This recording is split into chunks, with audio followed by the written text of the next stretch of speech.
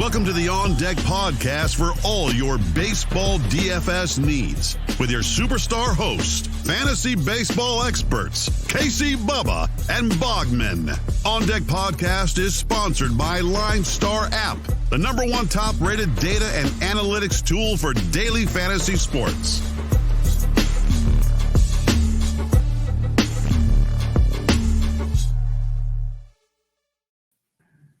And welcome back, everybody, to another episode of the On Deck MLB DFS podcast, brought to you by the wonderful people at LineStar Sports. Make sure to check them out on Twitter at LineStar app and at LineStar MLB, and download the app in the Google Play Store and the Apple App Store.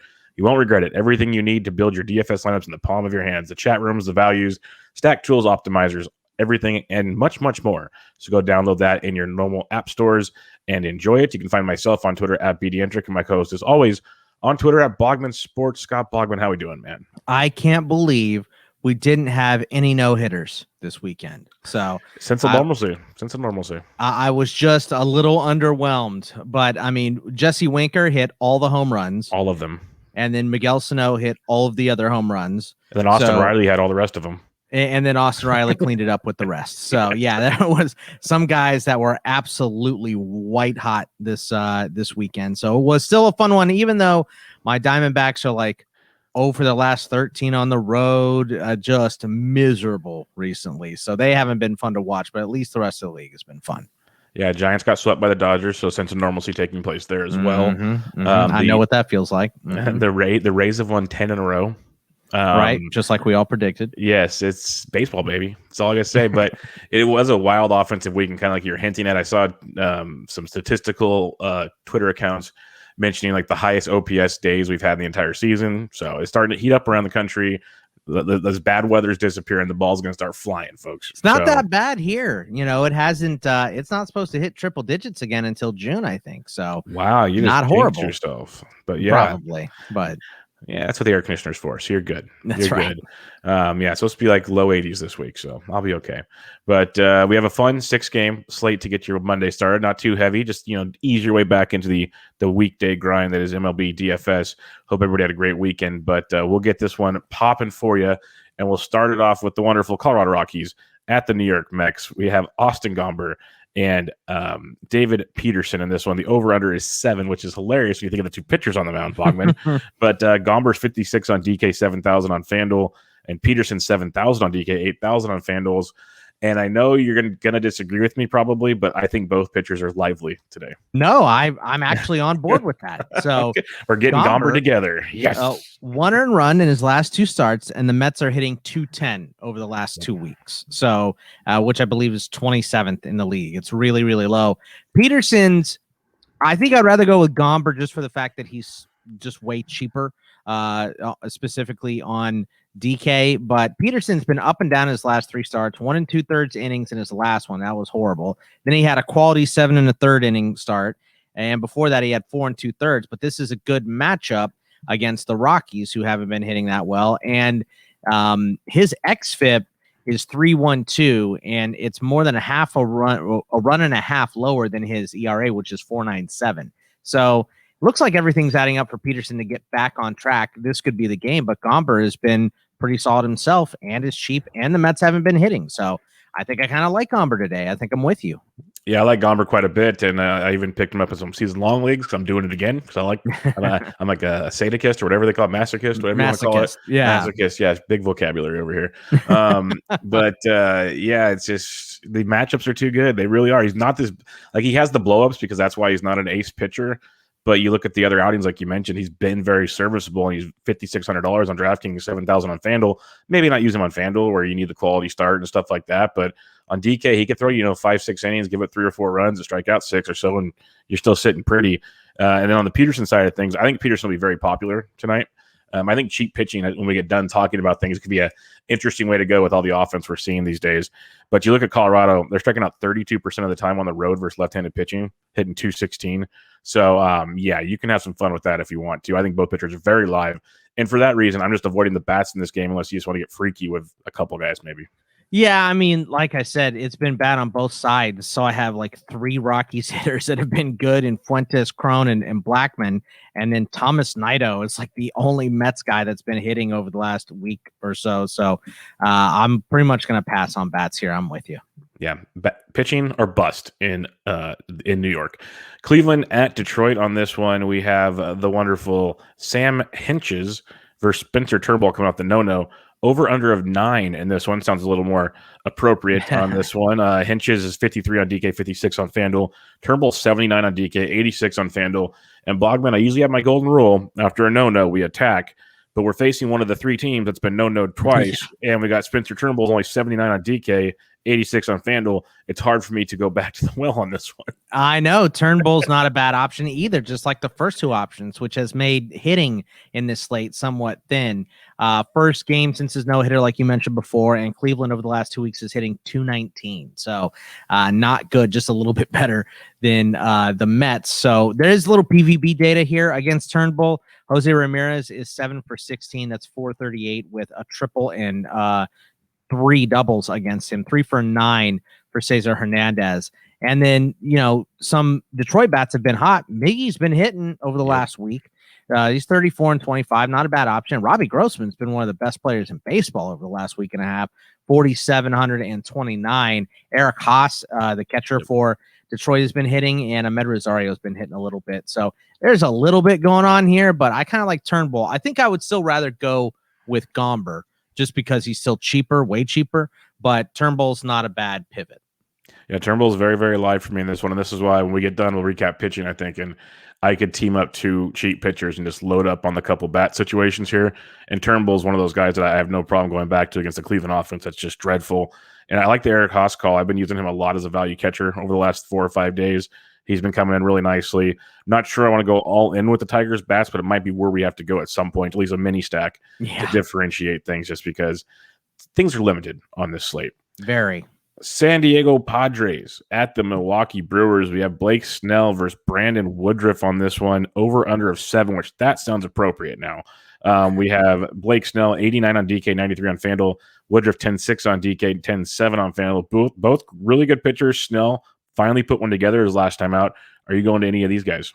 Yeah, I think Snell is probably going to be my favorite pitcher on the slate. And it's tough to pick between him and Woodruff because Woodruff has 8 quality starts in a row. But I think I'd just rather go with Snell because Milwaukee has been hitting unbelievably terrible, 194 in the last 2 weeks, and Snell's coming off of his best start of the year. So I think it's time to buy Snell, especially when he's not, there's a couple other guys on this slate that are still more expensive than him. He's not going to be like, I think he's 5th highest on both. So somewhere in that neighborhood. But yeah, I like Snell, which kind of, once again, makes me not like either of the sides of the bats. There's a little PVB data here. Victor Carantini is 3 for 8 with 2 doubles against Woodruff. And then Jackie Bradley Jr. is 6 for 20 with 4 doubles against Snell. But not much after that. I mean, there's guys on San Diego that have been hot too. Tatis, you can always buy. He's just really expensive. Cronenworth's been good, and he's cheap on FanDuel, 2,700. Profar is 2,200 over there. And then Adames has been hitting since getting traded. Colton Wong and Omar Narvaez have been hitting a little bit, but I really like Snell here. Yeah, I like both these guys. Snell, I never get right, so I usually just avoid him because I get worried he will go deep enough, and he did it this last time. But before that, I don't think someone said he hadn't gone through 6 innings in since 2019 or something. Like he just doesn't go deep into games. It's ridiculous. Yeah. But he looked great last time, and the Brewers strike out a ton. So if you want to go that way, you can. I think Woodruff, I'm not sure I'm in on him yet, but I think he's going to be a great tournament play because most won't use him against the Padres. So if you need to go there, I think he's you can get a low-owned ace, basically. A tough matchup, no hiding that, but a low-owned ace is pretty nice on these small slates. Baltimore at the Minnesota Twins. We have John Means versus Matt Shoemaker, over-under of 9 on this game, and this is the game that I think I might be having some fun at. Means is 10-2 on DK, 91 on FanDuel. Shoemaker, 58 on DK, 6,000 on FanDuel. Are you going to John Means in this one? No, the price is just too high. He's still a decent start here, but I'm not going to pay up for him. And Shoemaker just has no K upside, 5.63 K per 9 3.6 walk per 9. That's too close for me. So I'm with you, Bubba. It's bats. Mm-hmm. It's Mancini, Mountcastle, Severino. We talked about Snell and how hot he's been. Cruz has missed a bunch of games in a row, and Ref Snyder's been hitting, and he's cheap, 24 and 21. Kirilloff, Kepler. I'm more stacking bats in this game because I don't like either side of the pitching too much. Yeah, I got no problem going with the Twins against Means. Like, Means is a good pitcher, and he could throw one together, but he has struggled a bit of late. And if you get to that Baltimore bullpen, that's where the goods can be had. And I love Baltimore bats. I used them all weekend against Washington. I've used them a lot this year, to be honest. But you're getting a guy like Shoemaker, who you mentioned the strikeouts. He pitches to contact. He's not striking anybody out. So I don't care how good you think an offense is or how bad you think it is. They're professional ball players, and they're putting the ball in play. More often than not, it'll eventually will pay off. So give me the Baltimore Orioles. You can get a lot of them cheap. Mancini's worth the price, by the way. He's been raking. But you can get a lot of cheapies with Hayes, Mountcastle, Santander's back, and he's cheap. There's lots of nice pieces to this Baltimore offense, so you can have some fun and then maybe pay for some more expensive bats if you find them later on. St. Louis Cardinals at the Chicago White Sox. We have Kwang Hong Kim versus Lance Lin, over under 8 in this one. Kim is 73 on DK, 75 on FanDuel. Lin is 93 on DK, 10,000 on FanDuel. It's a tricky one. I kind of just want to avoid both pitchers in this one, but I don't know. What's your thoughts here? Yeah, I'm with you. I mean, Kim just hasn't put together in 2 of his last 3 starts, 4 innings and 3 1/3. So pass on that.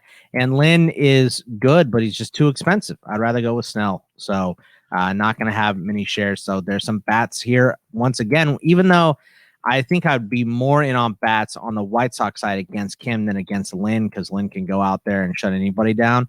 But so for me, it's Madrigal, Mercedes, Moncada, Lurie Garcia have all been hot. And then on the St. Louis side, obviously, anytime you want to buy Arenado, that's fine.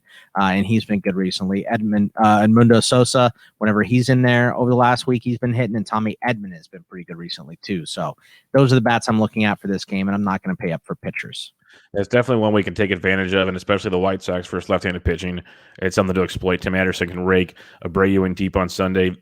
Andrew Vaughn is crushing lefties. Aroldis Chapman deep on Sunday in the 9th.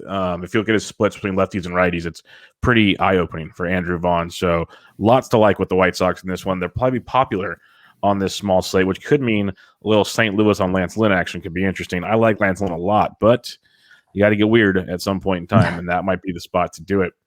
Our last game of the evening, the Seattle Mariners at the Oakland Athletics. Kikuchi versus Frankie Montas, over under of 8 in this one.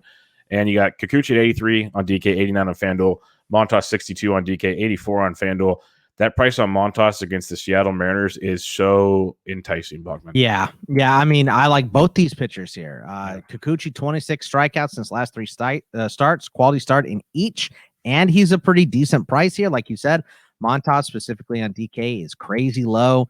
5 starts in a row, at least 5 innings pitched and 3 or fewer runs, and this is a great matchup. So Montas and Kikuchi are probably my 2 and 3 on the slate behind Snell. So there is a little PVB data here against Kikuchi for Oakland. 3 for 11 for Chapman with a bomb, 4 for 14 for Olsen with a double and a homer. Against Kikuchi, or against Montas, 2 for 6 for Haniger with a homer, and 3 for 9 for JP Crawford. And then some A's bats have been hot in Laureano, Canna, and Murphy. But like you said, I think Montas is going to be one of the higher owned pitchers and probably the most popular number 2 in this slate, right? Yeah, I like Montas quite a bit at $6,200. Like on FanDuel at 84, you can maybe make arguments for other players. And on FanDuel, you don't have to take the value because you can just pay up for one like Woodruff or Snell or whoever if you want, because there's so much value on hitters there. On DK, be a little different here, and Montas will be very, very popular. I like Kikuchi, but at the same time, I kind of like the A's bats in this one, like Laureano and Connor crushing everything. You mentioned Murphy. Olsen went deep on Sunday, and lefty could get a low owned piece there.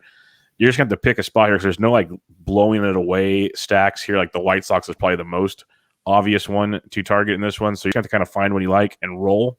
So that'll be kind of interesting there. Before we kind of give our final thoughts on this slate, everybody make sure you give a rating and review to this podcast on iTunes. The On Deck MLB DFS podcast. We'd really, really appreciate that. And if you'd rather watch our pretty faces instead of just listen to us, you can go to the LineStar YouTube channel, subscribe, like, share, all the good stuff over there. And again, go download the app in the Google Play Store and the Apple App Store. You will not regret it at all.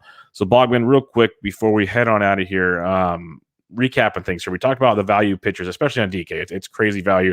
We mentioned kind of liking Turnbull at 79, Montas at 62, Gombers at 56. You can go Peterson at 7.